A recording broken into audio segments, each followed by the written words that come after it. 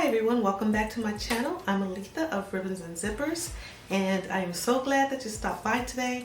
It's getting chilly out because it is almost the end of December, and so we are heading into the winter season, and it's time to make that warm and comfy cover up. And so I have made a Ruana. This is so easy to make. You don't even need to have a sewing machine if you don't want to. You can just cut it out, use a needle and thread, and you're good to go. But it's stylish and you can make it your one of a kind. It will be perfect for your special occasion or any occasion that you want to cherish. So let's go ahead and let's get started, and I'll show you just how I made this awesome Ruana. Okay, so you're going to need some really nice wool fabric like this one, or you can also use a wool blend or wool-like fabrics such as minky or fleece. I like this one because it's a nice tartan, so you can use a tartan or a plaid. Now, one thing I like about a Ruana made out of fleece is that you don't even need a sewing machine or a needle and thread.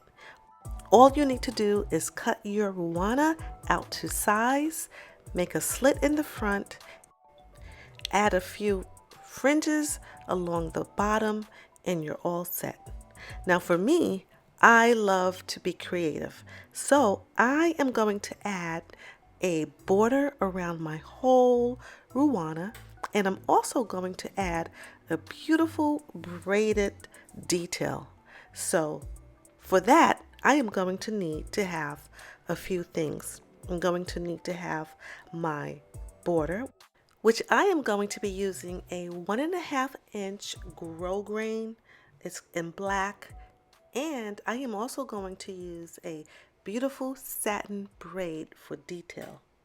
And I'm going to need my tools, of course, some scissors, some pins, my measuring tape, and thread to match, as well as tailor's chalk. Next, decide on the length and width that you would prefer. You may want the length of your Ruana to fall above your knees. For me personally, I like mine shorter in the front and a few inches longer in the back. You may like your sleeve opening to fall just below your elbow or even longer. So measure across your back from wrist to wrist, elbow to elbow, or forearm to forearm. The design choice is yours. That's what makes making this Ruana so much fun and so easy to make.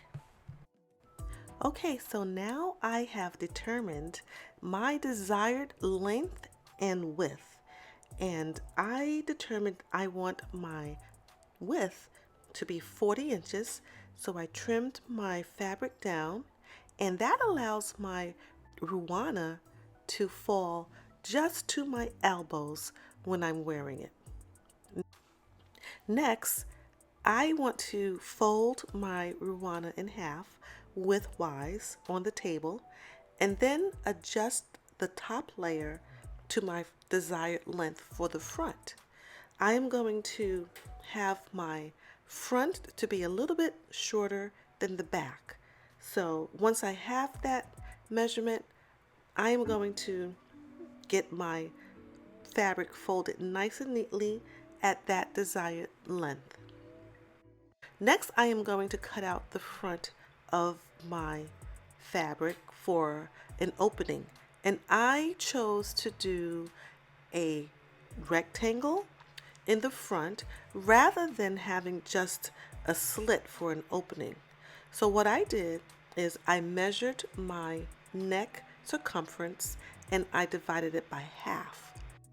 So I'm going to center my measurement across the center of my fabric right along the fold, and then I'm going to cut out the rectangle, which is going to be 26 inches long, and it's going to be 5.25 inches in width.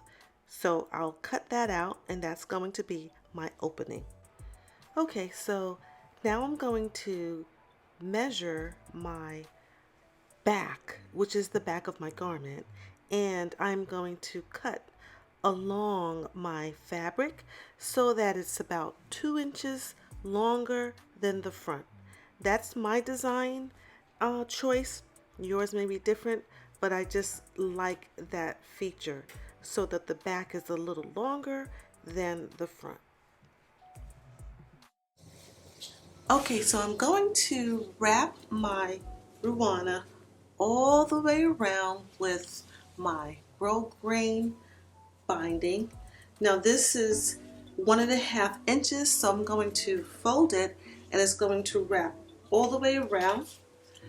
So what I'm going to do is take measurements because I'm going to start at my back neck. So here's my cutout.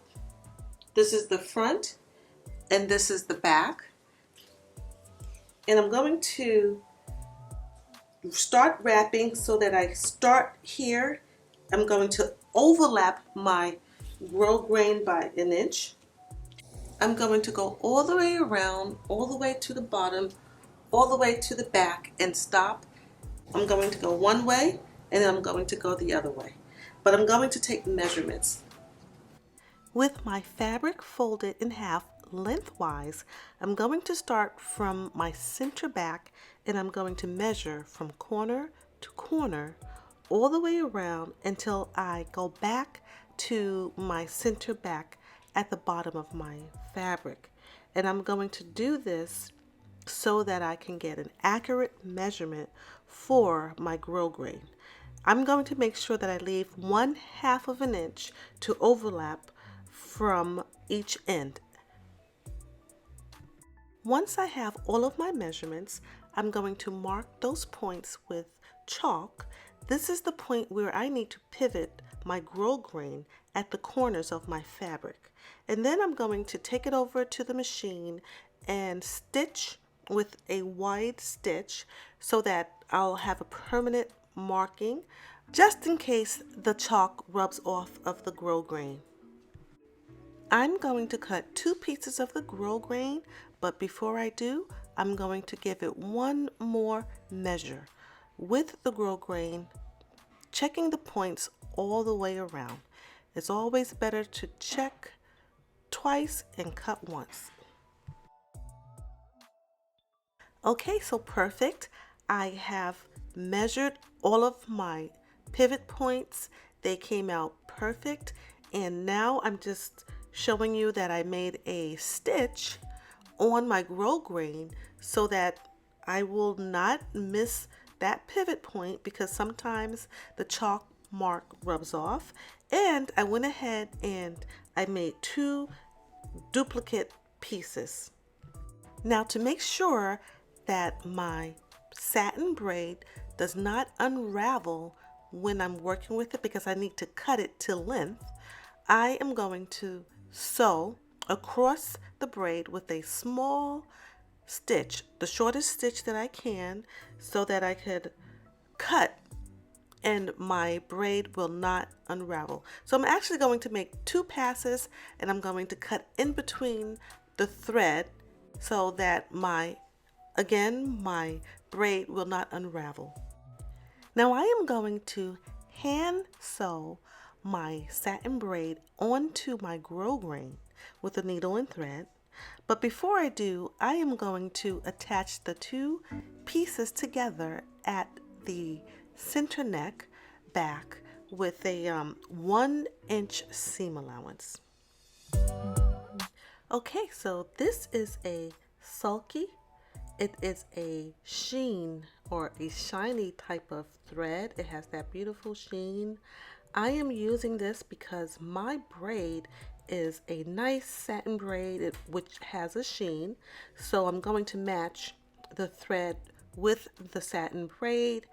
And I'm just going to go ahead and double my thread. And you can get this sulky on Amazon or at Joann's or wherever you'd like.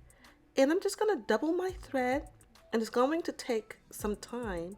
So I'm just going to sit here and go ahead and attach my braid, which I've already started, to my grosgrain. It's going to take a few minutes, so I'm just going to listen to some music and I will be back.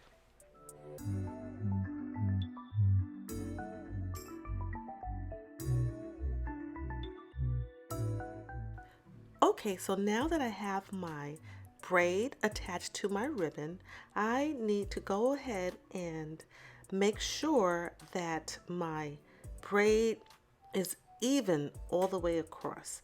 And so how I'm going to do that is by matching my points. Remember, I sewed where I have to pivot at the corners. So I'm matching that, and I'm going to start from my center front and go all the way down to the bottom of my garment, and then I'm going to pivot, and then I'm going to continue this process all the way around until I get to the center back.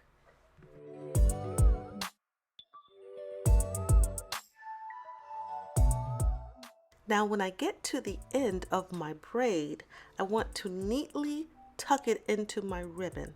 So I'm just going to fold my ribbon diagonally and tuck the braid in, making sure none of the frayed edges are showing, and then I'll just hand stitch it.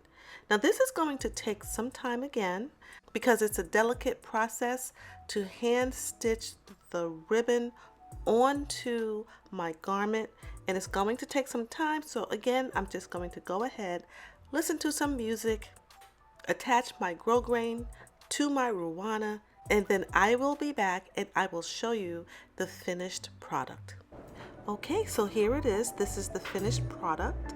I tucked in my braid nice and neatly at the corners, and when I got to the other corners, I decided to round those off so that it gives it a nice smooth finish.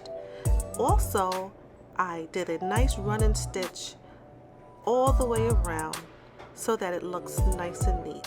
So this is the finished product. I hope that you enjoyed watching me make this Ruana.